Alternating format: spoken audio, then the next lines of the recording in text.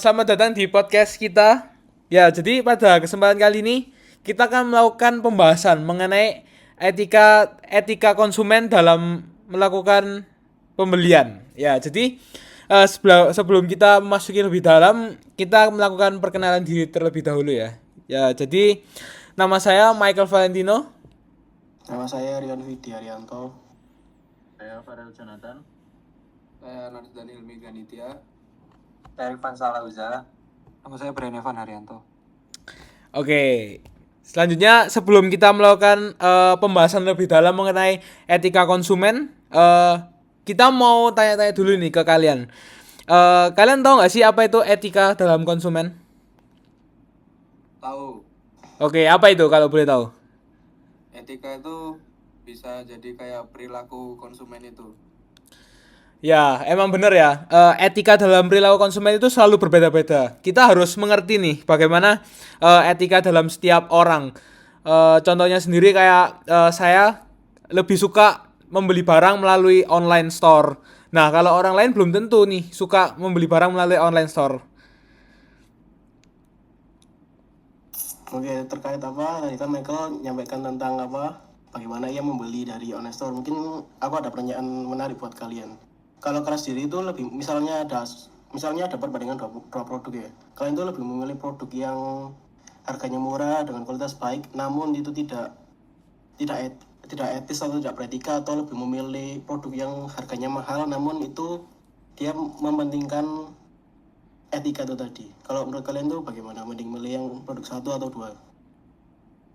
Oke, di sini aku coba jawab ya. Sebenarnya pertanyaan itu menarik. Kalau dari aku pribadi sebenarnya coba pilih-pilih. Misalnya aku tahu satu brand ini dia itu punya kebiasaan eksploitasi ke tenaga kerjanya. Nah, gara-gara aku tahu fakta itu, aku coba untuk cari referensi lain. Tapi kadang-kadang produk yang lebih etis itu harganya jauh lebih mahal. Jadi kalau menurut kalian, semua orang apa bisa benar-benar jadi konsumen yang etis atau enggak?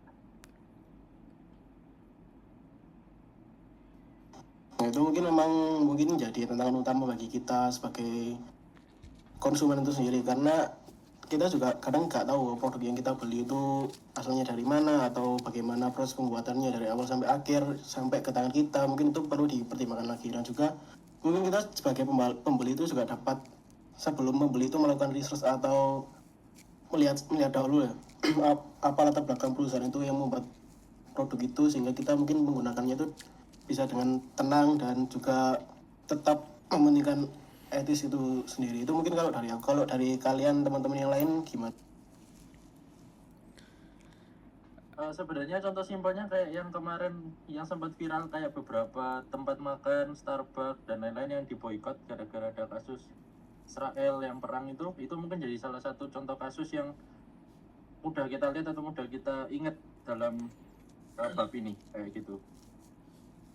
Nah, mungkin kalau ngambil kasus itu tadi, kalau Farel tadi ya kan mas tentang boykot itu. Kalau kamu itu lebih memilih tetap menggunakan produknya atau atau lebih memilih itu ikut-ikut boykot sama seperti yang lain, karena mungkin kan kalau dilihat dari satu sisi memang mungkin dari sudut pandang agama memang itu merugikan salah satu pihak, namun kalau di agama lain juga tidak ada efek atau tidak ada kerugian yang dirasakan gitu. Kalau menurut Farel sendiri lebih memilih tidak menggunakan atau lebih baik menggunakan aja biasa-biasa aja gitu, karena kan biasanya itu ada pekerja-pekerja yang mungkin ada di baliknya yang mereka tetap butuh penghasilan gitu. Jadi kalau misalnya semua tidak menggunakan kan nanti dampaknya juga ke. Jadi menurut Farel menggunakan yang bagaimana? Lebih memilih yang mana? Kalau aku sendiri tetap menggunakan, karena kalau kita pikir-pikir, misal kita mendahulukan boykot seperti itu, tambah efeknya semakin besar. Jadi semisal kita nggak konsumsi Starbucks atau lain-lain lah, yang resto-resto yang diboykot atau makanan apa saja yang diboykot itu, justru efeknya jauh lebih besar. Bahkan contohnya di negara kita sendiri, bahkan kan orang-orang yang kerja di hotel-hotel itu bukan orang yang terkena dampak dari perang Israel itu kan. Tapi kalau semisal kita melakukan boykot, kita nggak beli produk mereka, otomatis outlet tersebut nggak akan mendapatkan penghasilan, jadi omset mereka nggak bisa tercapai. Jadi yang terganggu juga pasti ekonomi di dalam negeri itu sendiri. Dari aku kayak gitu. Aku juga setuju banget sih dari jawabannya Farel itu. Soalnya kalau dari sudut pandangku sendiri itu boykot ini emang kalau dalam konsumen ini sangat sangat nggak beretika ya kalau misal dalam konteks agama ya. Cuman kalau dalam dunia keseharian dan lain-lain kita itu juga tidak perlu sih untuk melakukan boykot terhadap brand-brand yang emang berasal dari luar ini. Karena juga emang benar ini juga bukan eh, ibaratnya itu seperti kayak bukan masalah dari kita. Jadi ini tuh emang dari masalah dari masyarakatnya yang di sana sehingga banyak orang yang terfomo-fomo untuk melakukan boykot. Jadi menurutku sendiri dalam etika ini kalau dalam masalah boykot itu kurang kurang harus diikuti sih. Jadi tidak perlu sampai FOMO-FOMO gitu. Kalau menurut dari Hilmi, Brian dan Uca gimana? Coba nambahin. Coba dari Brian dulu deh. Oke. Gimana? Kalau menurut aku sih kayak kita beli dari toko-toko yang kena boykot itu tadi ya, kena boykot itu menurutku nggak masalah sih, karena kan kayak kita itu beli apa yang kita suka gitu loh. Jadi kayak kalau kita suka ya kenapa nggak beli gitu loh. Jadi ya preferensi sih. Kalau boykot itu kan juga kembali lagi kan ya apa namanya kayak merugikan ekonomi di dalam negeri gitu kan. Soalnya yang ya beberapa pihak itu beberapa pihak kayak karyawan-karyawan itu kan jadi nggak bisa dapetin apa ya kayak gaji apa gitu kan karena outletnya nggak dapat omset gitu. Ya benar-benar. Kalau dari Hilmi dan Uca gimana? Ada pendapat nggak?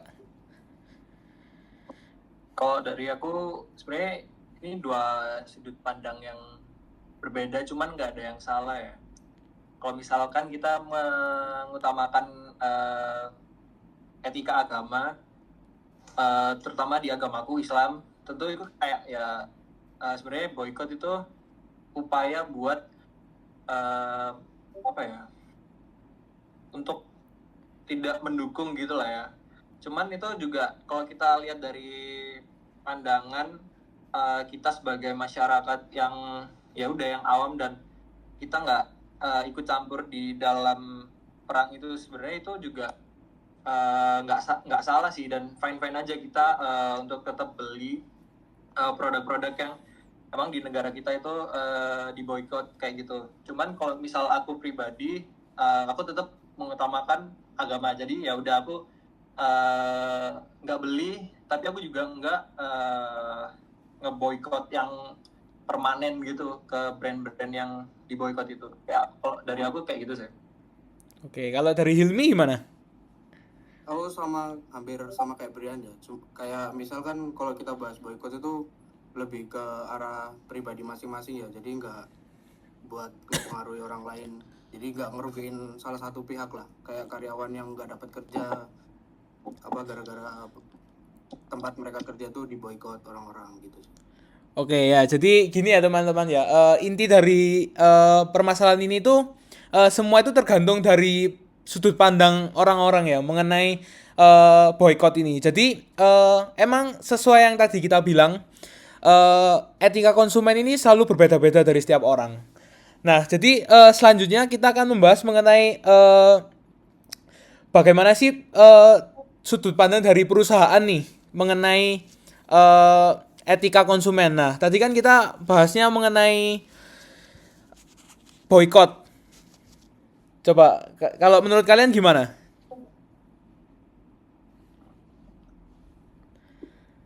Mungkin dari oke. Dari Uca gimana? Ini dari sudut pandang perusahaan. Iya. Ini dari sudut pandang perusahaan ya. Sebelum aku tanya ke kalian, aku mau ngejelasin dari sudut pandangku. Kalau dari sudut pandangku sendiri, kalau dari sisi perusahaan itu sebenarnya lumayan tricky ya.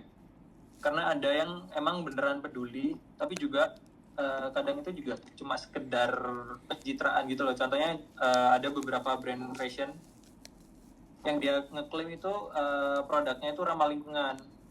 Padahal tetap pakai tenaga kerja dan limbahnya itu nggak diolah, jadi mencemari lingkungan gitu loh. Padahal di awal pencitraan dia itu adalah brandnya ramah lingkungan, kayak gitu sih kalau dari aku, dari sudut pandang perusahaan ya. Kalau kamu gimana, Il? Ada juga kasus kayak Nestle yang dituduh mengeksploitasi sumber daya alam dan tenaga kerja. Tapi ada juga perusahaan yang memang serius soal ini, kayak misalnya tuh Patagonia. Mereka nggak cuma jualan produk outdoor, tapi juga ngajak konsumen buat lebih sadar soal dampak lingkungan. Nah, menurut kalian tuh bagaimana perusahaan bisa diharapkan lebih etis dan apakah regulasi cukup kuat untuk mengontrol mereka itu sendiri? Ya, menurut Michael gimana, Kak? Oke, kalau dari aku ya, menurutku sih dari dua brand ini ya, brand Nestle sama Patagonia ini masing-masing emang peduli terhadap lingkungan.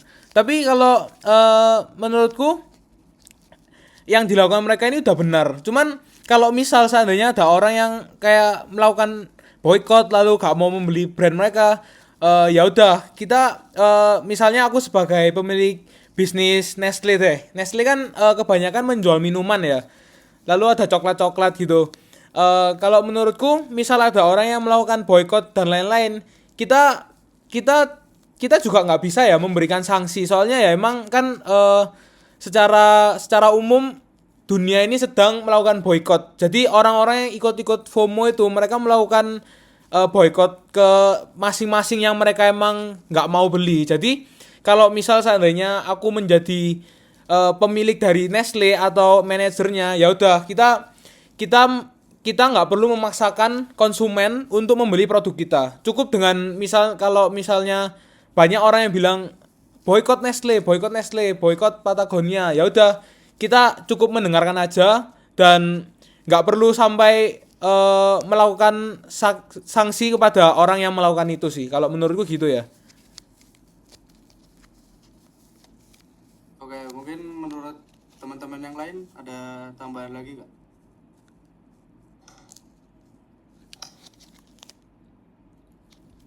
Ada nggak nih guys? Farel mungkin, Farel, gimana? Yang tadi dari Uca ya, ada brand fashion besar yang klaim produknya udah katanya ramah lingkungan, tapi ternyata masih pakai tenaga kerja yang buruh yang upahnya rendah, terus limbah produksinya nggak diolah. Itu mungkin bisa setelah kita sebagai konsumen udah tahu fakta dari brand ini kayak gini, mungkin kita bisa melakukan yang namanya, kalau tadi ada beberapa orang yang mungkin ekstrim langsung ngelakuin yang namanya boykot ke brandnya, itu mungkin bisa, tapi kembali lagi ke individu masing-masing. Dan mungkin kalau kembali ke pihak manajemen dari brand ini bisa dijadikan salah satu tolak ukur, kita harus memperbaiki gimana sih cara kita ngolah limbah yang udah kita buang, terus cara ngelakuin buruh yang baik itu gimana supaya customer yang tadi awalnya boykot itu bisa berubah pikiran, oh ternyata brand ini udah berubah cara perilakunya untuk memperlakukan buruh seharusnya gimana, lebih baiknya gimana, terus mereka sudah ngolah limbahnya itu lebih baik lagi daripada sebelumnya. Jadi bisa mengembalikan kalau kita bilang kepercayaan dari konsumen yang tadi melakukan boykot itu. Kalau dari yang lain gimana? Ya nih, kalau dari Brian sama Uca gimana? Kalau aku setuju saya sama pendapatnya Farel ya. Oke. Kalau Brian gimana Brian? Aku juga sama sih. Sama-sama setuju semua berarti ya? Semua setuju kok. Oke. Berarti emang ya emang gitu ya guys ya. Bagi yang kalian nonton ini emang semua itu tergantung dari sudut pandang kita semua ya. Dari sudut pandang masing-masing lah kalau memahami mengenai etika konsumen nih. Ya jadi kesimpulannya gimana ini menurut kalian kesimpulannya mengenai etika konsumen? Kan kasus kita ini yang kita pilih ini boykot ya. Jadi gimana kesimpulan kalian ini?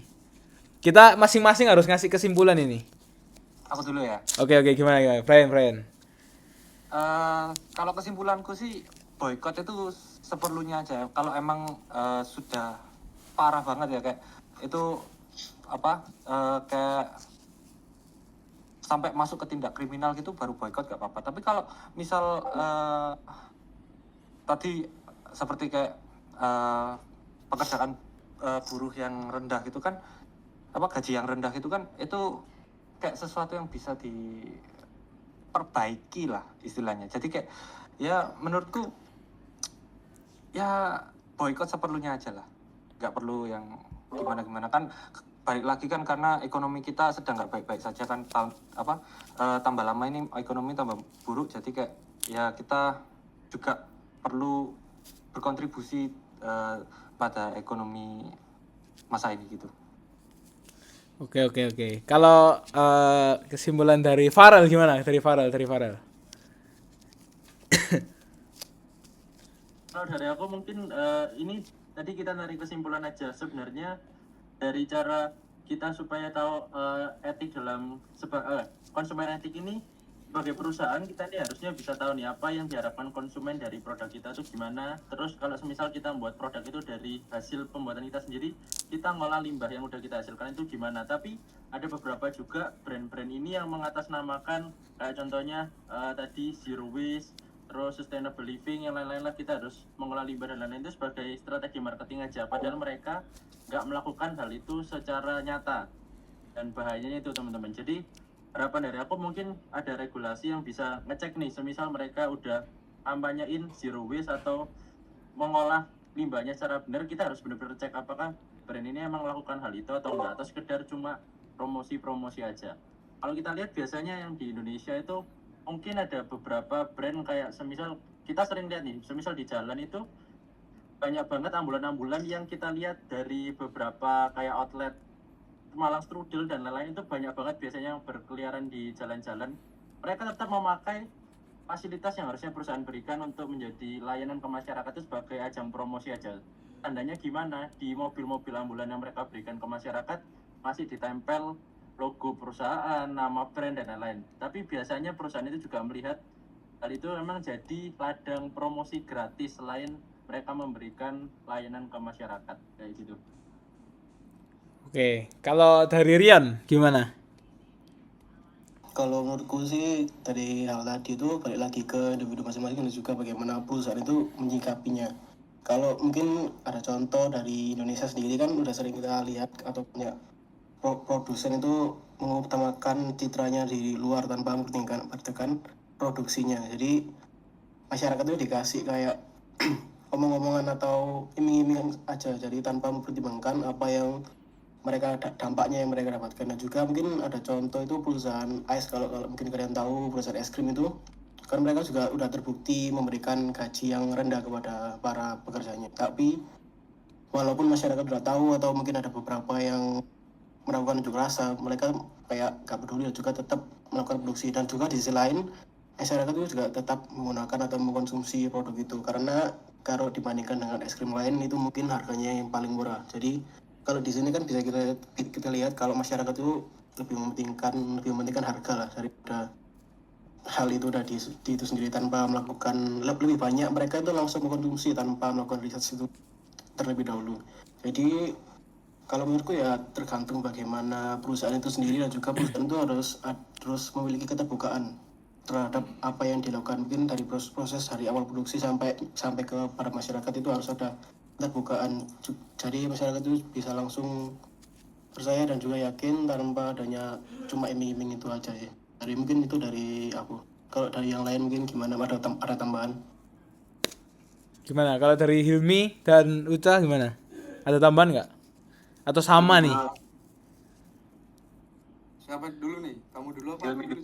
Oke, Hilmi dulu. Aku sih setuju sama Rion juga ya, soalnya kayak tergantung dari tiap perusahaan itu sendiri. Jadi mungkin lebih transparan lah buat ditunjukin ke publik, mulai dari produksi sampai ke konsumen itu sendiri tuh gimana gitu. Oke, kalau dari Uca? Sama sih, aku juga menurutku harus ada bentuk transparansi ya dari perusahaan ke konsumennya. Terus juga kalau bisa perusahaan itu nggak menyebarkan wawasan yang palsu gitu loh tentang produknya. Jadi kan kalau misalkan kita dari perusahaan ada bentuk transparansi tentang produknya, terus cara kerjanya dia mengelola limbah atau gimana kan, kita jadi tahu kan perusahaan ini benar-benar concern nggak ke hal-hal di luar yang emang jadi produk utama dari perusahaan itu. Jadi kayak ya udah kita tahu gitu loh kalau misalkan produk-produknya ini emang benar-benar ya bijak untuk kita pakai gitu sih kalau dari aku. Oke ya, jadi gitu ya guys ya. Kesimpulannya itu pokoknya yang utama itu boykot ini semua ini terjadi karena emang dari sudut pandang orang-orang ya. Cuman banyaknya yang terjadi orang-orang ikut-ikut itu akibat dari FOMO. Tapi misal kayak contohnya nih, kemarin brand McD ya, McD kan dia diboykot ya. Cuman karena dia sering melakukan promo, banyak orang yang ikut-ikut membeli. Jadi orang-orang ini banyak sekali yang hanya ikut-ikut FOMO, tetapi kalau tergiur dengan harga murah, dia udah melupakan mengenai yang dia harusnya boykot. Pembahasan kedua, kalau tadi yang pertama kita membahas tentang boykot atau perusahaan terhadap etika masyarakat, kita sekarang itu mungkin akan membahas bagaimana etika ini di dalam lingkungan, dan kita juga sering melihat bagaimana perusahaan itu membuang limbahnya sembarangan, dan itu merupakan salah satu tindakan yang tidak beretika.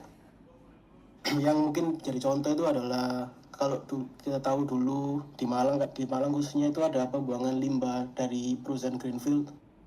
Itu kan mencemari lingkungan dan juga itu tidak beretika, tapi perusahaan itu berupaya untuk memberikan CSR itu sebagai imbalan kepada masyarakat, dan juga itu merupakan titik temu antara perusahaan dan juga masyarakat terhadap limbahnya. Jadi tidak ada konflik seterusnya. Jadi mungkin itu etika dan juga bagaimana mengatasinya. Mungkin kalau dari kalian ada perusahaan yang mungkin tidak beretika terhadap lingkungan, bisa disebutkan di sini atau bisa disampaikan, atau bagaimana pandangan kalian terhadap perusahaan yang tidak beretika terhadap lingkungan seperti mencemari lingkungan gitu. Mungkin di antara kalian ada yang mau berpendapat, silakan. Kalau dari aku sih, kalau contoh perusahaan lain ya mungkin aku belum tahu ya. Cuman kalau pendapat saya dari yang dilakukan Greenfield itu membahayakan ya. Soalnya kan limbah pabrik yang udah dibuang ke lingkungan itu kan udah pasti merusak lingkungan ya. Terlebih masyarakat itu pasti kan yang berada di lingkungan yang area pembuangan itu, mereka pasti merasa kayak tidak adil terhadap pemerintah, karena kan perusahaan tersebut melakukan pembuangan limbah itu secara diam-diam ya pasti ya. Soalnya kan kalau misal dia melakukan secara terang-terangan, udah pasti sama pemerintah udah pasti dimarahin dan pasti dikenakan pidana. Tapi kalau misal menurut saya itu kasihan banget sih buat masyarakat yang berada di lingkungannya. Soalnya pasti berdampak banget dari pembuangan limbah itu. Contohnya kayak orang yang biasanya masih menggunakan air sungai sebagai kesehariannya, pasti mereka akan terjadi apa ya sebutannya itu kayak airnya jadi jelek, lalu nggak bisa digunakan dan lain sebagainya. Kalau dari kalian gimana nih? Hilmi, Brian, Farel atau Uca ini? Mungkin dari Hilmi bisa dikasih contoh, Kak, kan lumayan paham tentang bagaimana pengolahan sawit. Ya, mungkin kalau sawit itu gimana pengolahan limbahnya, atau mencemari, atau bagaimana digunakan kembali atau langsung dibuang gitu. Wah ya, Gimana menarik kalau- ini, menarik. Gimana? Coba kalau misal yang kamu tahu aja.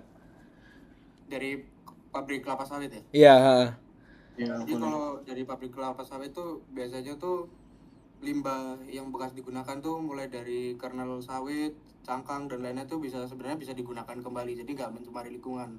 Jadi bisa digunakan untuk bahan bakar pabrik tersebut ya, mungkin kalau dari kernel atau biji sawitnya.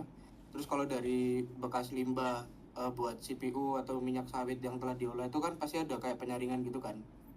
Jadi tuh biasanya setelah disaring tuh limbahnya tuh bisa dijadikan pupuk sih buat kayak di kebun sawitnya itu lagi gitu. Jadi mungkin itu bisa dibuat solusi untuk mengatasi pencemaran lingkungan lah kalau dari pabrik kelapa sawit. Oh, berarti bisa didaur ulang terus ya berarti ya dari semua siklus itu ya. Iya, bisa. Oke. Kalau dari Brian, Farel dan Uca gimana?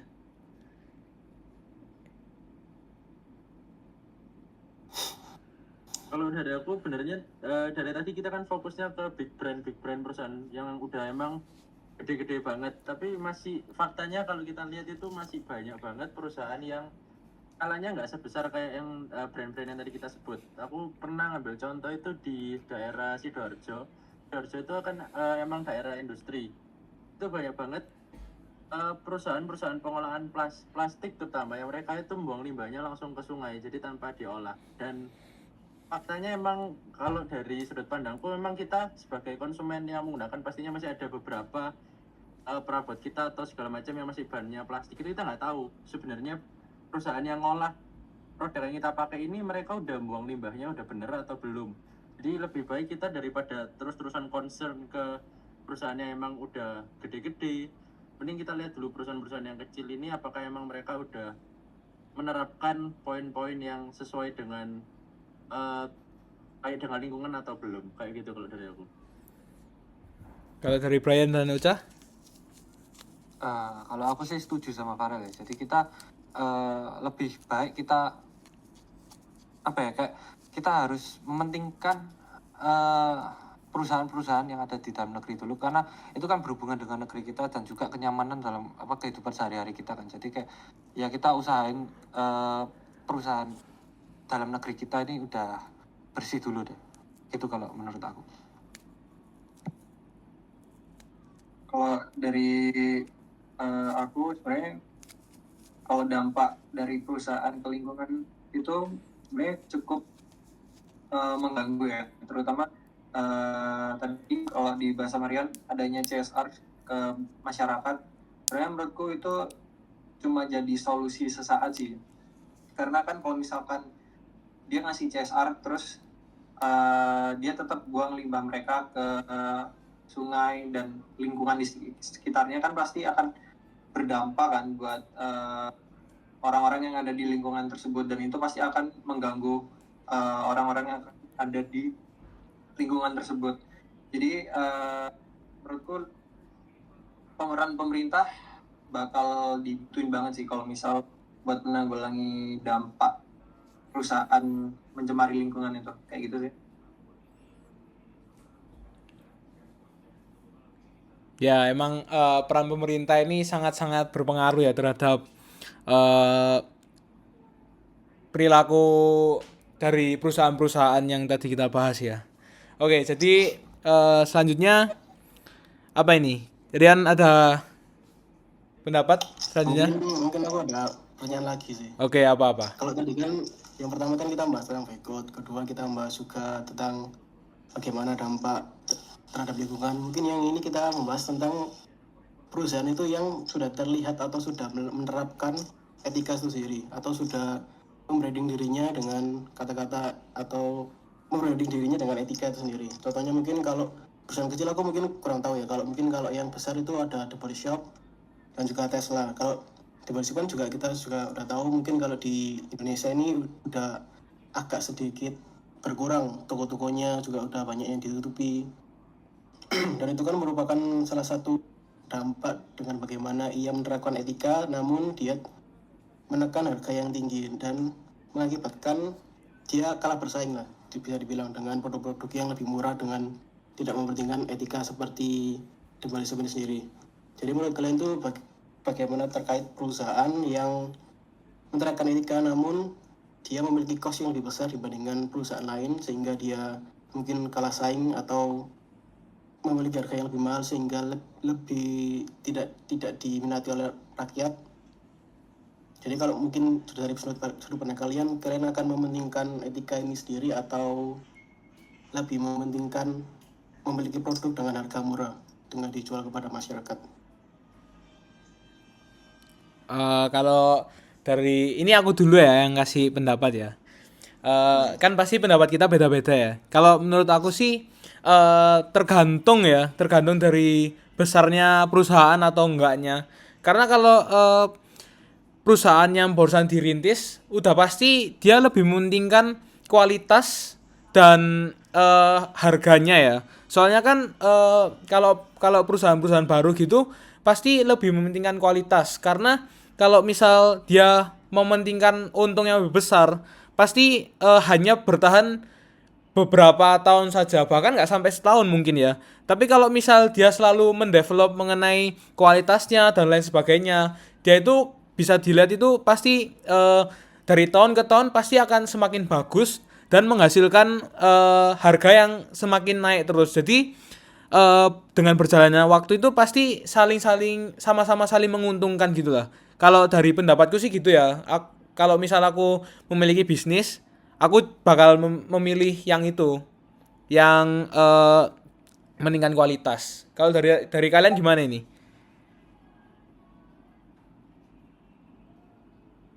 Kalau dari aku mungkin ngambil contoh yang kayak tadi yang body shop itu, mungkin kalau gara-gara dia udah brand besar dan identik dengan dia itu melarang uji coba kosmetik atau produknya itu ke hewan, mungkin yang bisa dijual dari produknya itu bukan sekedar produknya aja, tapi background story dari cerita produk itu dibuat. Jadi supaya customer nih tahu gimana perusahaan ini emang mengamankan etika dalam bisnisnya, contohnya nggak menggunakan hewan dalam uji coba produknya dan lain-lain, dan consumer ini tahu dari nilai tersebutlah yang membuat produk yang dijual oleh brand, contohnya body shop ini, yang jadi lebih mahal dibandingkan produk-produk yang tidak mementingkan etika seperti body shop ini. Tapi juga ada beberapa brand besar yang mereka itu ternyata setelah melakukan kesalahan, semisal mereka dulunya tidak melihat etika ini penting dilakukan ketika mereka menjual produknya. Ada beberapa brand memang yang udah berubah, contohnya kayak Unilever yang udah coba berubah nih, dan mereka itu sudah memproduksi lebih banyak produk-produk yang ramah lingkungan. Tapi menurut kalian, misal ada brand-brand yang sudah merubah atau merombak produk-produk mereka, apakah tetap kita harus memperhatikan produknya, atau kita sudah 100% percaya kalau brand ini emang udah benar-benar berubah? Kalau menurut kalian gimana?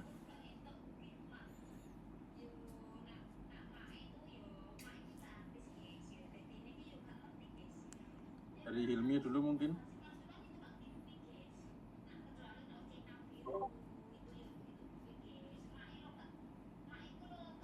Sih, bentar. Oke, coba kalau dari Uca gimana Uca? Mungkin ada pendapat?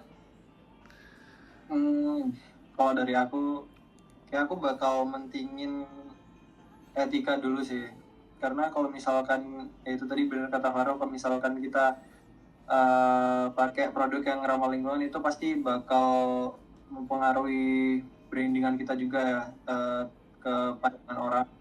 Kalau misalkan kita ke arah yang positif, pasti orang juga bakal tetap pakai produk kita kayak gitu sih kalau dari aku. Kalau dari Brian? Gimana? Ya kalau aku juga sama sih, pakai apa kayak metode yang itu apa namanya. Jadi kan sekarang masa ini kan banyak orang udah mikirin environment kan, kayak lingkungan harus eco green atau apa gitu kan. Jadi menurutku lebih baik menggunakan itu karena juga udah didukung banyak orang gitu. Jadi ya kita juga bisa develop lebih lagi dan didukung juga. Jadi Udah ada hasilnya gitu ya? lah. Ya udah ada hasilnya lah. Oke, berarti kalau dari Hilmi ada nggak kira-kira? Kalau dari aku sih nggak ada ya, mungkin ya sama sih, hampir sama kayak teman-teman juga sih. Oke, selanjutnya apa ini Rian? Kita bahas apa lagi nih? Mungkin kan kita udah bahas mungkin cukup panjang kan, sudah di 3 topik kita bahas. Ya. Ini sekarang kita kayak mungkin dari semua topik yang dibahas, kita menyebutkan menurut kalian itu topik mana yang paling menarik untuk dilanjutkan di podcast selanjutnya, dan juga kenapa. Terus juga mungkin kalian sebagai pemilik perusahaan akan lebih mementingkan yang mana terkait lingkungan atau keterbukaan dan juga atau boykot itu sendiri. Kalau dari aku sendiri sih mungkin yang menarik itu tadi, yang boykot itu sangat menarik karena di Indonesia sendiri kan juga sangat rame, dan juga sampai demo-demo, sampai semua ditutup atau dirusak gitu kan. Itu mungkin dari aku. Kalau dari kalian itu seperti apa? Kalau Mungkin dari Michael dulu. Kalau dari aku sih jujur pasti lebih memilih topik yang boykot ya, karena menurutku masyarakat Indonesia ini masih perlu edukasi mengenai boykot. Terlebih kayak banyak masyarakat yang FOMO. Jadi FOMO itu harus dihilangkan dari masyarakat Indonesia, karena di Indonesia ini banyak sekali yang FOMO. Ya kita membahas di luar di luar pembicaraan ini ya. Contohnya kayak investasi-investasi bodong gitu ya. Banyak itu orang Indonesia yang percaya sama investasi saham kayak yang bisa langsung naik sehari, investasi kripto, beli Mantap. ya contohnya Manta itu orang-orang banyak sekali itu yang Yang beli di pucuk. yang beli di atas lalu dia rugi itu nyalain orang karena dia kan FOMO sendiri ya. Jadi kalau dari topik yang tadi aku pilih yang boykot itu ya itu masyarakat Indonesia perlu edukasi lagi lah mengenai apa yang harus mereka pilih, soalnya FOMO-nya itu sangat-sangat nggak bisa dikendalikan. Kalau dari Farel gimana? Mungkin kalau dari aku juga tertarik sama yang topik tadi boykot itu ya, karena emang banyak banget, setuju kayak kata Michael tadi, orang Indonesia itu banyak banget yang FOMO, tapi kayaknya mereka itu nggak ngerti. Contohnya mereka itu, contohnya gini deh, mereka boykot brand kayak McD, tapi kenapa mereka boykot brand McD itu mereka nggak tahu penyebabnya kenapa. Dan banyak banget orang Indonesia itu, semisal nih mereka ngerti kenapa mereka boykot brand McD, dan mereka nih banyak yang lebih fokus ke kepentingan di luar negaranya sendiri, padahal di dalam negaranya itu masih banyak banget hal yang harus diperbaiki, masih banyak banget poin minusnya, tapi mereka lebih memilih, oh ada negara lain yang lagi perang, aku ikut deh beritanya ini, aku nggak lihat berita dalam negeri, yang penting negara ini merdeka dulu, baru aku nggak boikot produknya, baru aku pakai produk misalnya kayak brand McD tadi, baru aku konsumsi lagi dan segala macam. Jadi banyak banget orang-orang Indonesia ini yang lebih penting, lebih melihat dari sektor luar negeri dulu daripada lihat nih sektor dalam negerinya apakah udah emang benar-benar baik atau masih ada yang harus diperbaiki atau segala macam. Ada yang lain gimana dari Brian atau Uca atau Hilmi? Kalau dari aku sih, aku juga tertarik sama yang boykot ini ya, karena aku sebenarnya ini pengen ngajak mereka debat ya, kayak mau buktiin mereka salah gitu loh kalau nge-boykot sesuatu yang kayak mereka hanya FOMO gitu loh. Ya itu aku sih. Kalau dari Hilmi atau Uca? Aku lebih Oke, Hilmi. tertarik dari yang sih, bukan dari boykot itu sih. Yang lebih tertarik buat kayak apa? Etika perusahaan gitu. Kenapa itu? Ya soalnya kan kalau kita bahas boykot kan itu kayak bukan dari masalah dalam negeri kita kan. Kalau kayak dari etika perusahaan yang kayak tentang limbah tadi itu dari dalam negeri gitu loh maksudku. Jadi mungkin biar bisa buat orang lain tuh lebih peduli terhadap negara kita gitu loh. Oke. Dulu lah. Kalau dari Uca? Kalau dari aku sebenarnya 3 topik kita ini menarik ya. Cuman kalau dari aku lebih milih yang sama kayak Ilmi, kayak dampak perusahaan ke lingkungan. Karena kalau misalkan lingkungan kita rusak, itu bakal berimpact juga ke kitanya, dan kita bakal selamanya kan ada di negara ini, dan kita juga pelan-pelan pasti bakal ngerasain dampak negatifnya. Kayak gitu sih kalau dari aku. Oke. Lalu gimana ini Rian menurutmu? Apa selanjutnya? Kita melihat dari sudut pandang teman-teman kita, jadi mungkin yang akan dibahas di podcast selanjutnya itu didalami lagi itu tentang boykot dan juga dampak terhadap lingkungan. Gimana kalau lebih baik ini podcast dilanjutkan atau mungkin sampai sini saja? Sampai sini dulu lah. Oke. Sampai sini saja. Jadi kesimpulannya seperti itu ya guys ya. Oke, jadi podcast pada kesempatan kali ini kita membahas tentang itu saja ya. Oke, jadi mungkin itu aja ya teman-teman ya. Gimana? Udah lengkap ya? Belum. Oke ya, jadi seperti itu ya teman-teman ya. Oke, terima kasih sudah mendengarkan podcast kita. Sampai bertemu di podcast selanjutnya. Terima kasih.